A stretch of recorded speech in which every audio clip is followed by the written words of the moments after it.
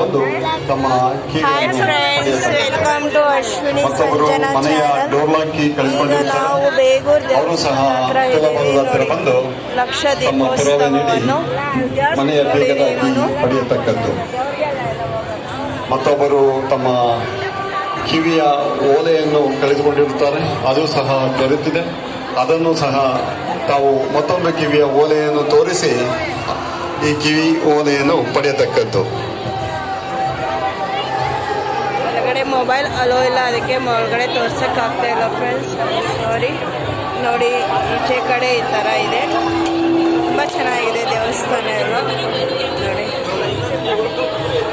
ತುಲಾಭಾರ ಮಾಡಿಸಿದಂಥವರಿಗೆ ಶೀಘ್ರ ದೇವರ ದರ್ಶನ ಮಾಡಲು ವ್ಯವಸ್ಥೆ ಮಾಡಿಕೊಡಲಾಗುತ್ತಿದೆ.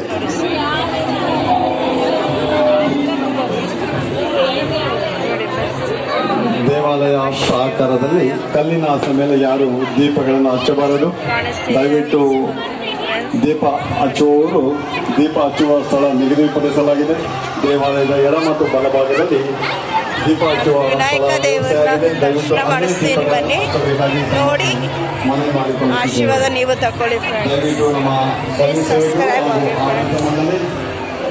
ಸ್ವಯಂ ಸೇವಕರು ಮತ್ತು ನಮ್ಮ ಸದಸ್ಯರು ದಯವಿಟ್ಟು ಭಕ್ತಾದಿಗಳಲ್ಲಿ ಮನವಿ ಮಾಡಿಕೊಳ್ಳಬೇಕು.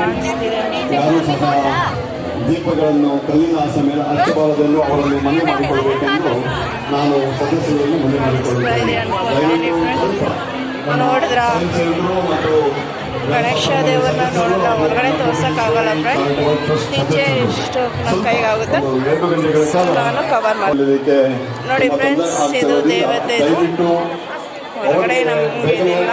ನೋಡಿ, ಅಮ್ಮವಾರಿ ದೇವಸ್ಥಾನ, ಅದು ಬಂದು ಮೈನ್ ಟೆಂಪಲ್, ಶಿವ ದೇವಸ್ಥಾನ ಆ ಕಡೆ. ನೋಡಿ, ಸರಿ ಎಲ್ಲ ತೋರಿಸ್ಬಿಡ್ತೀನಿ ನೋಡಿ.